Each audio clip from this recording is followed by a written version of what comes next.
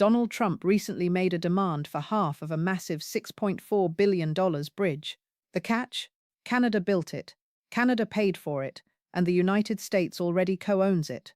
When Prime Minister Mark Carney shot down that demand, his response was so packed with undeniable facts that the White House has been unable to formulate a reply for 3 full days. This isn't a trade war. This isn't a diplomatic stalemate. This is a situation where a man insisted on owning something his nation is already a part owner of, demanded payment for expenses his country never covered, claimed credit for resources his country had already provided, and did it all with the certainty of someone who has evidently never glanced at the contract he's trying to dispute. Then the Canadian Prime Minister stepped up to a microphone, a physical copy of that very agreement in his hand, and went through it line by line, cost by cost. He read it into the cameras, and the White House went radio silent, not just quiet, completely silent. 3 separate responses were reportedly written and then scrapped, because none could counter the facts without inadvertently verifying them. We're talking about the Gordie Howe International Bridge. It's the longest cable-stayed bridge in North America, a 6-lane marvel connecting Detroit, Michigan, to Windsor, Ontario. Its 220-meter towers are intentionally shaped like hockey sticks, a tribute to the Saskatchewan-born legend who spent 25 seasons with the Detroit Red Wings. After over 2,000 days of work, it's 98% finished.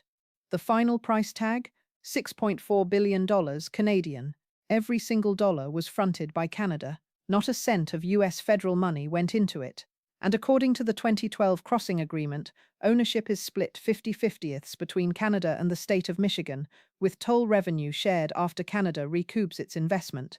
Once you grasp what Canada actually built, what the signed deal actually says, what Trump actually asked for, and the lesson Warren Buffett gave about earning ownership versus just demanding it, you'll see why insiders are calling this the most humiliating 72 hours of Trump's time in office.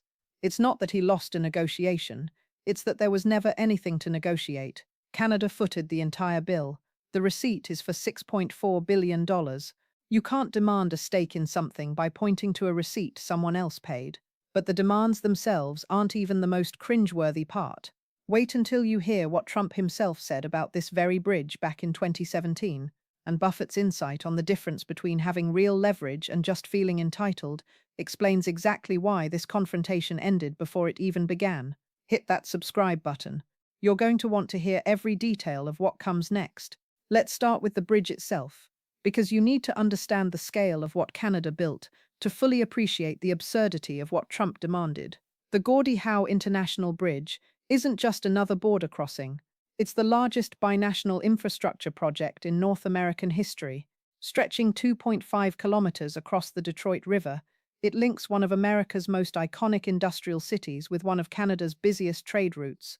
It features 6 traffic lanes, plus dedicated paths for pedestrians and cyclists. Those A-shaped towers, rising 220 meters, 722 feet above the river, are taller than most skyscrapers on the Detroit skyline. Their design, evoking hockey sticks, is a permanent tribute to the bridge's namesake, Gordie Howe, born in Floral, Saskatchewan, who spent 25 seasons with the Detroit Red Wings. Mr. Hockey passed away in 2016 at 88, but his legacy is now etched into the continent's most impressive piece of engineering. This structure is immense. It's the longest cable-stayed bridge in North America, and the 10th longest in the world. Its main span alone is 853 meters. The hundreds of cables fanning out from the towers like the strings of a colossal instrument contain enough steel wire to circle the entire planet. The foundations are drilled into bedrock 50 meters below the riverbed. Coordinating its construction was a logistical marathon involving 2 countries, 2 legal systems, 2 sets of regulations, and 2 labor codes for over 6 years. The project is 98% complete, and commissioning is already underway. The U.S. Department of Homeland Security published its final rule designating it as an official American port of entry, effective March 2nd.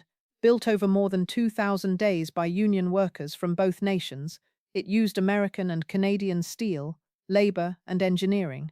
Its purpose is to break the functional monopoly of the 97-year-old 4-lane privately owned Ambassador Bridge, which has been the sole truck crossing between Detroit and Windsor for nearly a century. That aging structure has become a single point of failure for North America's most critical trade corridor, a corridor that handles 25 to 30% of all US-Canada truck traffic, moving over $300 billion in goods annually through a choke point built when Calvin Coolidge was president. The Gordie Howe will revolutionize that corridor, and its total cost was $6.4 billion Canadian. Every single dollar was paid by Canada.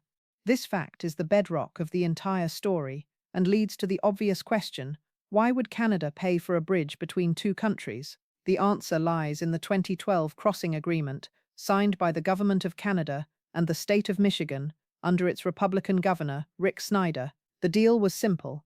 A new crossing was critical. The Ambassador Bridge was old, congested, and privately controlled. Michigan, still recovering from Detroit's bankruptcy, couldn't fund its share. Canada, however, needed the crossing urgently, as 75% of its exports to the US flow through this corridor. So Canada made an offer. We'll pay the entire construction cost. In exchange, we get joint 50/50 ownership with the state of Michigan. Canada would recover its investment through tolls, and once that was done, Michigan would get half of the net toll revenues forever. Michigan's contribution was the land, regulatory cooperation, and its share of the port of entry infrastructure.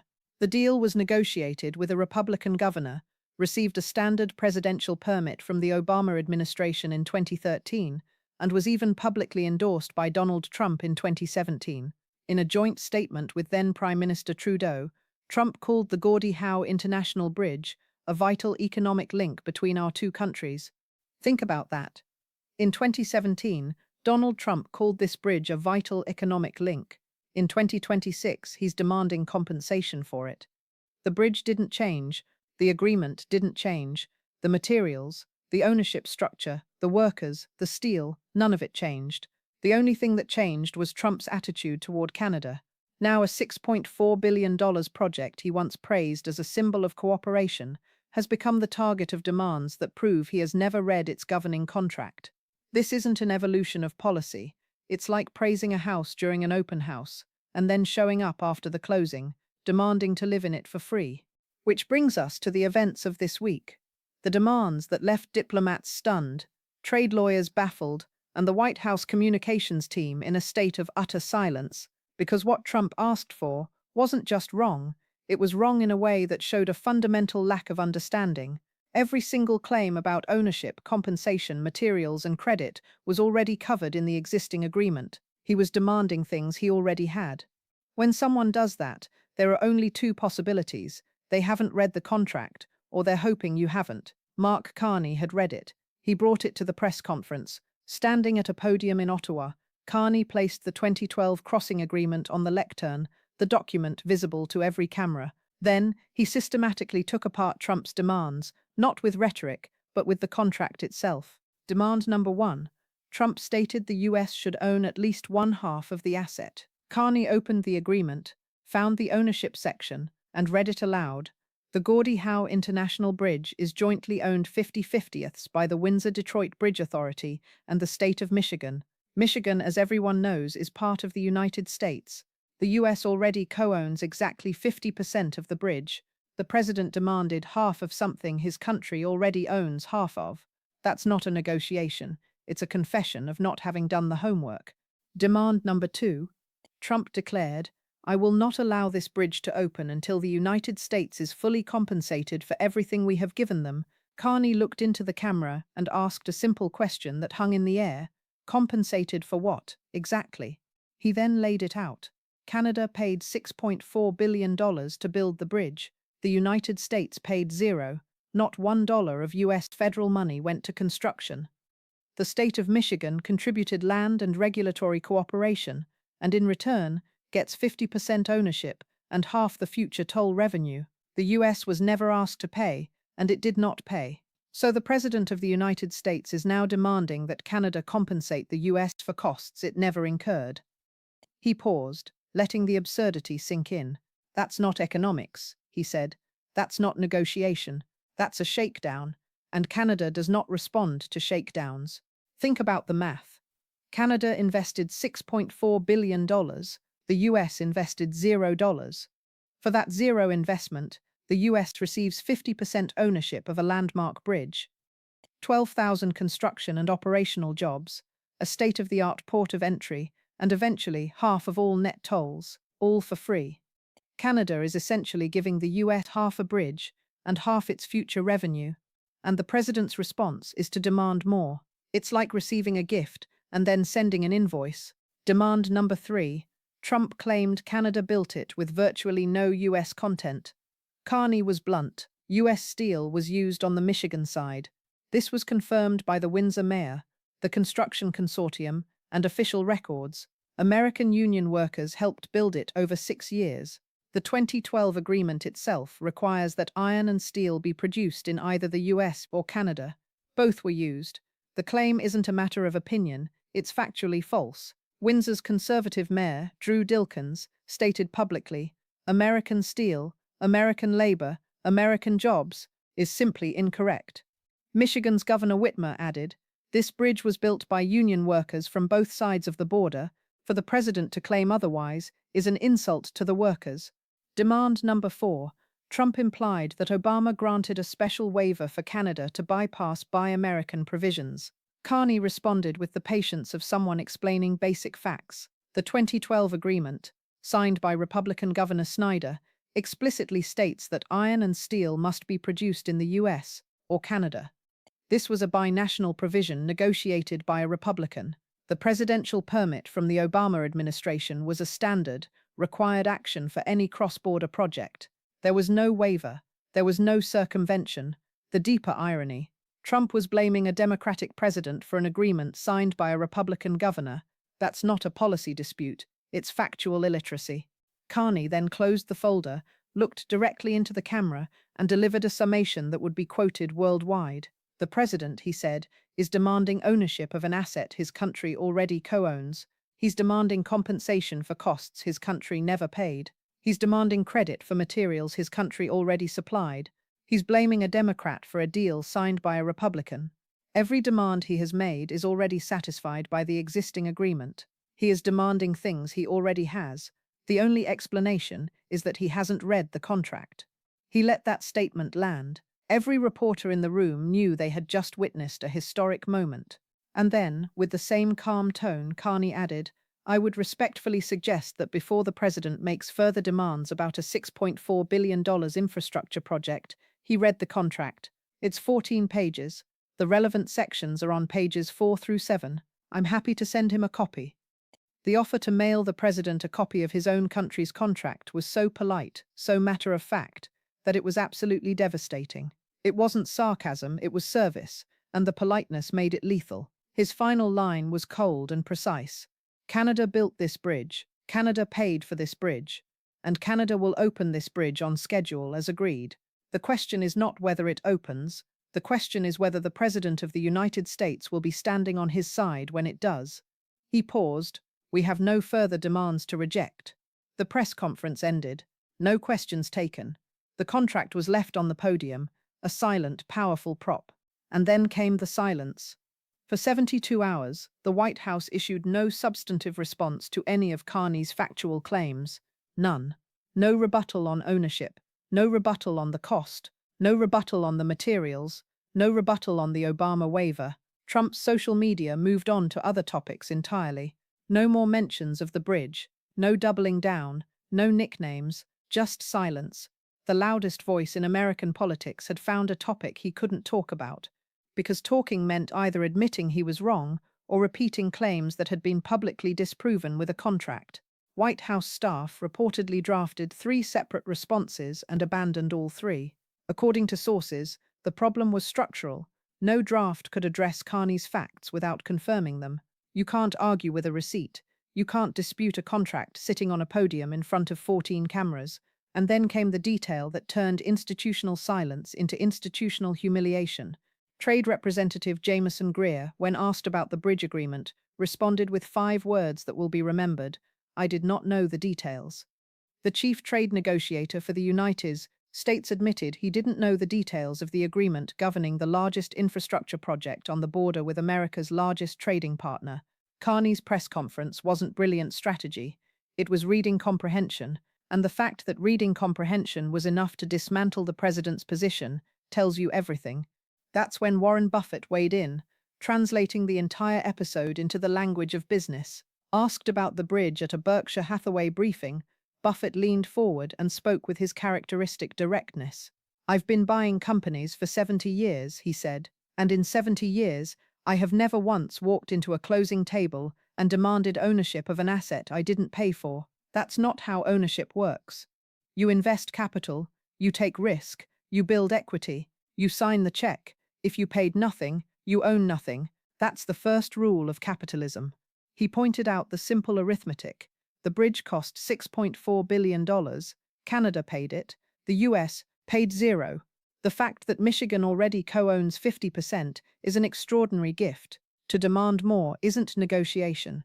Then Buffett delivered the core of his message. The most expensive mistake in business is confusing demands with leverage. Demands work when you have something the other side needs. That's leverage. What leverage does the United States have on this bridge? It didn't pay for it. It didn't build it. The agreement is signed. The cement is poured. The steel is up. There is nothing the US can threaten that changes the fact that this bridge exists, and Canada holds the receipt. When you make demands without leverage, you're not negotiating, you're performing. And the problem with performing is that eventually someone holds up the receipt. That's what Carney did, and receipts don't negotiate. He connected it to his own acquisition philosophy. Before making any demand, he reads the existing contracts. Nothing makes you look more foolish in a negotiation than demanding something that's already in the contract. Every demand the president made was already satisfied, which means either he didn't read it or his advisors didn't brief him. Either way, you walk in demanding things you already have, and the other side reads the contract into a microphone. You have no response because there is no response. In my business, we call that due diligence failure. In diplomacy, I believe they call it embarrassment. Buffett closed with the arithmetic that will define this story. You don't get equity for showing up. You get equity for investing. Canada invested $6.4 billion. The United States invested zero. The equity reflects the investment. No amount of demanding changes the arithmetic. Arithmetic doesn't negotiate. It's the same in Ottawa as it is in Omaha. 6.4 billion minus zero is 6.4 billion, and that number belongs to Canada. He concluded by calling it the strangest negotiation failure he'd ever seen, a president making demands about a contract he hadn't read, corrected by a prime minister who brought it to the podium, followed by 3 days of silence because no one could figure out how to rebut a document they all signed. That's not a negotiation failure. That's a reading failure. Now zoom out. This bridge is a receipt, but it's also a mirror. It reflects the broader US-Canada dynamic and this administration's entire approach to international negotiation. The bridge demands are a microcosm. Make aggressive but baseless demands. Assume no one will push back with facts. Rely on volume over substance and perform without preparation. It has worked with some nations. It doesn't work when the other side has a $6.4 billion receipt and a former central banker who reads financial documents for a living. Volume loses to documentation every single time. The facts are so simple, the numbers so clear, the contract so public that there is nowhere to hide. Everything Trump demanded was settled 14 years ago in a document signed by a Republican governor. The entire confrontation could have been avoided by reading 14 pages. That's what makes this different from complex trade disputes. There is nothing debatable here. The numbers are the numbers. The contract is the contract. And the world took note.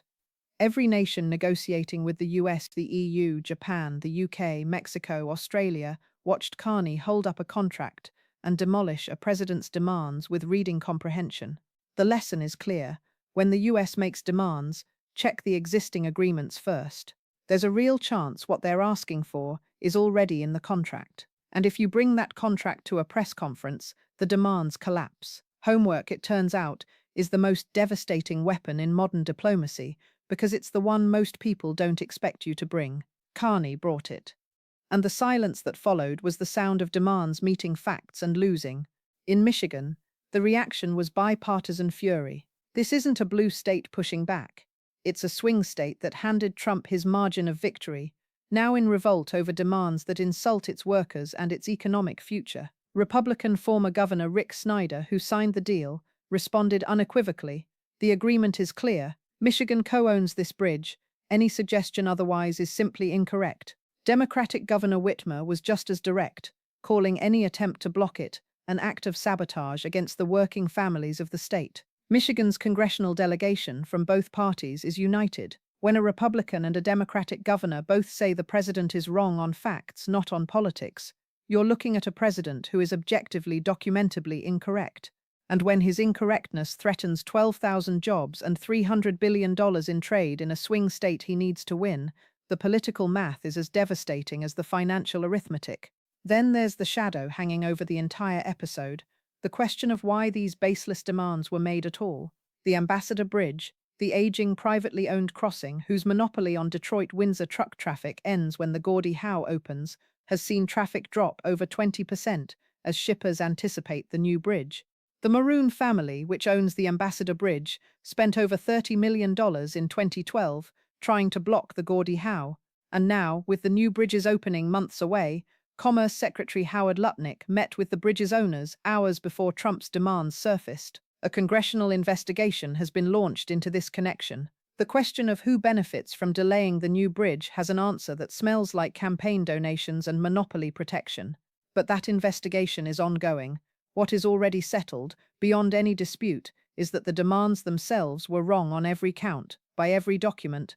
This story is about a $6.4 billion receipt. Canada paid the bill.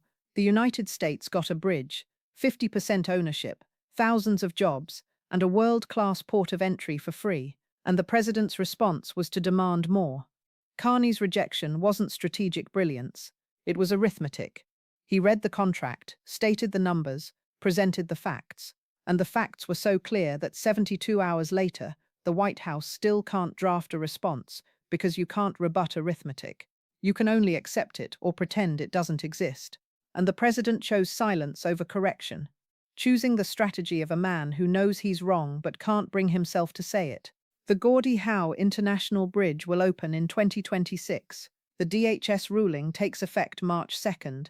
The president has three options: accept the deal that gives America everything it was promised, try to block it in a swing state that will punish him for it, or quietly move on, hoping the world forgets what happened at that podium in Ottawa. If you understand that ownership comes from investment, not from demands, write receipt in the comments. Subscribe and hit the notification bell. The next video covers what happens on March 2nd, when the DHS ruling makes the Gordie Howe an official port of entry, and whether the White House tries to stop it. Don't miss it. $6.4 billion, that's what Canada paid. Zero, that's what America paid. And yet, somehow, America was the one making demands. Carney's answer was the same any honest person would give. Read the contract. The contract was the argument. And the argument is over.